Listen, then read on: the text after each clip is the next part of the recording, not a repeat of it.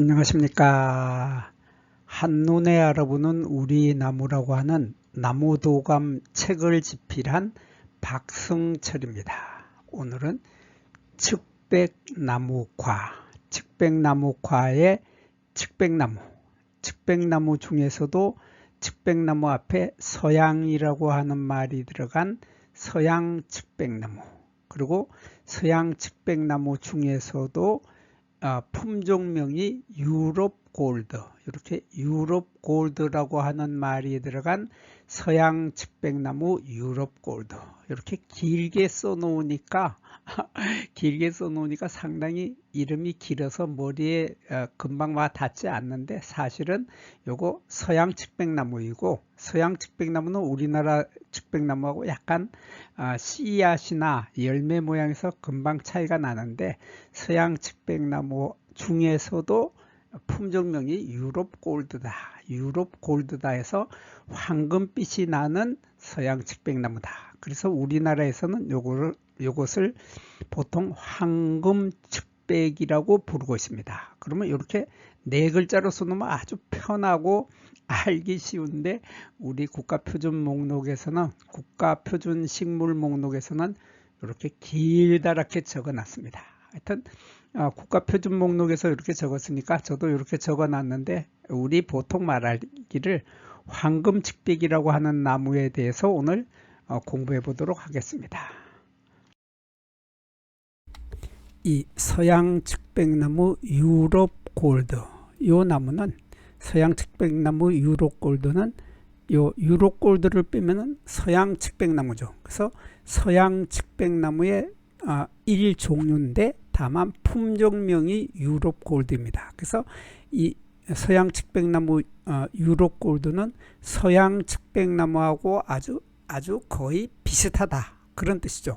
비슷하지만은 요 서양 측백나무의 모습을 보면, 서양 측백나무는 이렇게 나무의 모양이 이렇게 둥그스름하죠. 둥그스름해서 마치 항아리를 연상시키는 이러한 모양의 나무가 서양 측백나무인데, 거기에 비해서 서양 측백나무 유럽 골드는 뾰족한 원뿔꼴을 하고 있습니다. 이 사진에서 이 나무가 이렇게 돼서 이렇게 뾰족한 피라밋형의 이러한 나무가 지금 여기에 한 개체, 뒤에 한 개체가 있고 앞에 이렇게 한 개체가 있어서 두 개의 개체가, 유럽 골드가 두 개의 개체를 같이 붙여서 심어 놓은 겁니다. 이렇게 한꺼번에 같이 심어 놓은 이러한 상태로 나무의 모양은 이렇게 좁고, 여기에서 요 폭이 좁으면서 위로는 길게 올라가는 폭이 좁은 삼각형 형태, 이러한 형태의 좁은 송곳의 끝처럼 길게 뾰족한 이러한 형태의 원뿔형을 하고 있다. 원뿔 모양을 하고 있는 것이 바로 유럽 골드입니다. 근데 이 유럽 골드는 이 나무의 키가 서양 측백나무에 비해서 유럽 골드는 나무의 키가 좀 작습니다. 그래서 서양 측백나무의 키를 먼저 보면은 이 서양 측백나무는 키가 보통 10m에서 15m 정도까지 자랍니다. 그래서 보통 10에서 15m까지 자라는 것이 서양 측백나무인데, 거기에 비해서 서양 측백나무 유럽 골드는 10에서 15m가 아니라 4에서 5m. 그래서 최고 자라봐야 5m까지 밖에 자라지 못한다. 그래서 서양 측백나무는 최고 15m 자라는 데 비해서 요 유럽 골드는 5m까지 밖에 자라지 못하기 때문에 키가 서양 측백나무에 비해서 유럽 골드는 3분의 1 정도밖에 키가 자라지 못한다 하는 이런 특징을 가지고 있고, 이 서양 측백나무는 자라는 속도가 아주 느리죠. 아주 자라는 속도가 느리고, 이렇게 다닥다닥 붙여 놓으면은, 붙여서 열식을 해 놓으면은, 줄지어서 심어 놓으면은 울타리용으로 아주 제격입니다. 울타리용으로 제격이고, 봄이 되면 요 나무는, 서양 측백나무 유럽 골드는 봄이 되면 잎의 색깔이 이렇게 황금빛으로 변한다 하는 그러한 특징을 가지고 있는 것이 바로 유로골드죠. 그래서 요 유로골드는 요 사진은 지금 4월 초에 찍은 사진입니다. 그래서 4월 초에 요 꽃이 피기 시작할 무렵에 요 잎의 색깔은 완전히 샛노란 황금빛으로 변해서 나무 전체가 환하게 밝고 황금처럼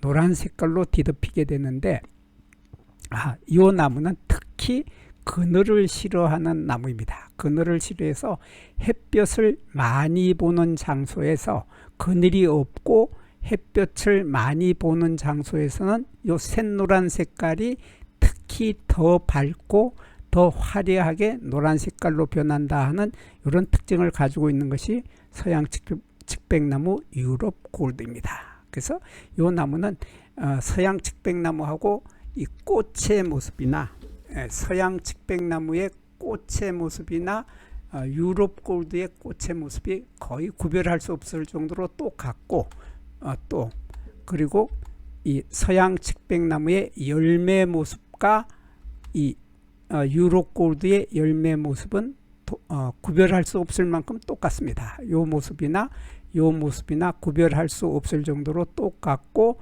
또 씨앗의 모습도 마찬가지로 씨앗의 날개를 가지고 있는 것도 서양 측백나무나 유럽 골드나 같습니다.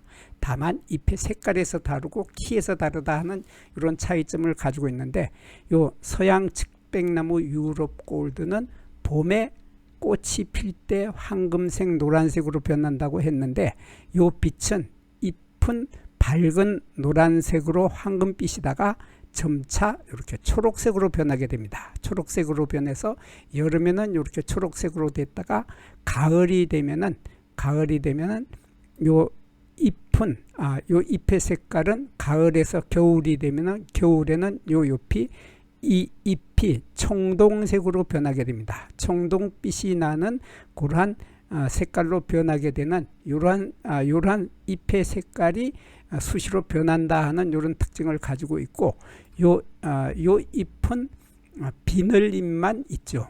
요 측백나무 종류들은 바늘잎이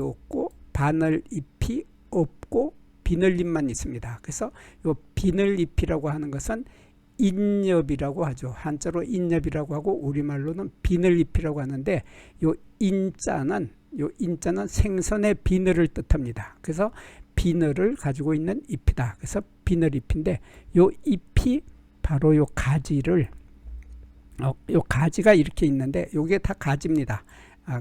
줄기 끝에 달려 있는 요 가지를 잎이 이렇게 뒤덮고 있는 거죠. 잎이 생선의 비늘처럼 생선의 비늘이 생선의 몸을 뒤덮고 있는 것처럼 이렇게 가지를 요 잎들이 뒤덮고 있다. 그래서 요 잎이 생선의 비늘처럼 뒤덮고 있다 해서 그래서 비늘잎이라고 합니다. 비늘잎이라고 하는데 요 잎은 가지의 한 지점에서 4개의 잎이 돋아나게 되는데 4개의 잎이 이렇게 보면 여기 가운데 잎이 하나가 있고 여기 양옆에 잎이 2개가 있고 요 뒤쪽에 요 잎의 뒤쪽에 지금 보이지 않지만 요 뒤쪽에도 이런 잎이 하나가 또 있습니다. 그래서 잎이 하나 둘 셋 뒤에 하나 해서 4개의 잎이 있게 되는데 요 잎이 이렇게 좀 크게 되면 이런 모습이 되고 초창기에는 이런 모습인데 여기에서 잎이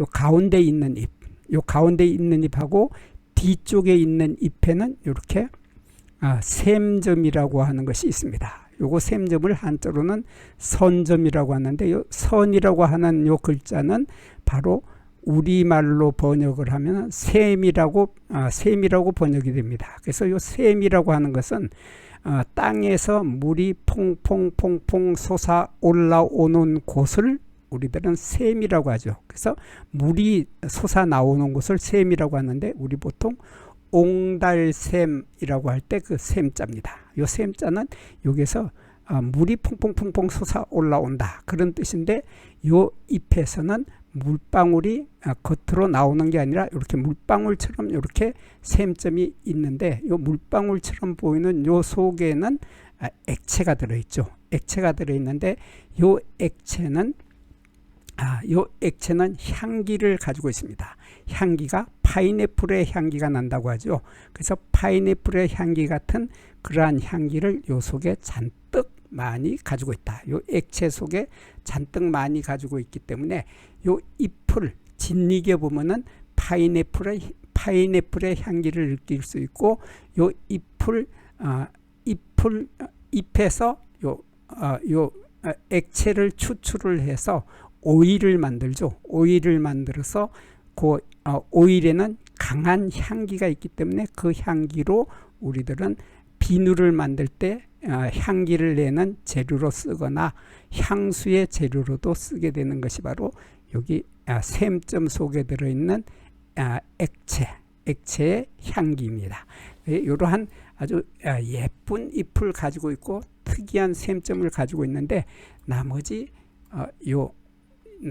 꽃이나 열매 모양에서는 그 특징을 찾을 수가 없고, 다만 서양 측백나무 유로골드는 봄에 꽃이 필 무렵에 황금빛으로 아름다운 잎으로 변했다가 여름에는 초록색으로 변하고 가을에서 겨울에는 이 청동빛으로 변한다 하는 이런 차이점을 가지고 있고, 키가 서양 측백나무에 비해서 3분의 1 정도로 키가 작고 나무의 모양이 길게 뾰족한 원뿔형이다 하는 이런 특징을 가지고 있는 것이 바로 서양 측백나무 유럽 골드였습니다. 여기에서 잠깐 구독과 좋아요를 누르는 시간을 갖도록 하겠습니다. 여기 나무도감 공부는 박승철이 사진을 찍고 박승철이 글을 쓴 한눈에 알아보는 우리 나무라고 하는 나무도감 책을 펼쳐서 공부를 하였습니다. 공부를 하고 난 후에 만나게 되는 나무는 바로 내 친한 친구를 만나는 것처럼 반갑고 호기심 넘치고 흥미진진한 기쁨을 가슴 가득 안겨주게 될 것입니다. 오늘의 공부는 여기서 마치도록 하겠습니다. 감사합니다.